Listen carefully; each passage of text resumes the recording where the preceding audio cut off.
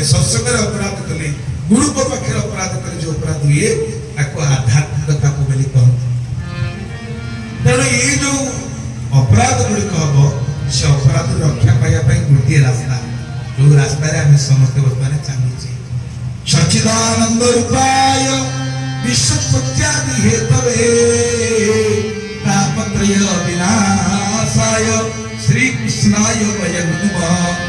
बोल श्री कृष्ण भगवान की।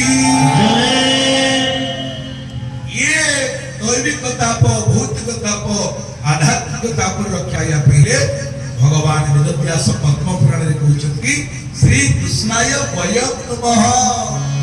आउ किछि बाट नहीं आस समस्त मिसी वयं कहले आम्बे माने मिसी कोन करिबा भगवान कृष्णकर समापन हवा प्रभु को प्रणाम करिबा एबे जे उद्धार मिलिबो ताले उद्धारर रास्ता किछि नाही नाही।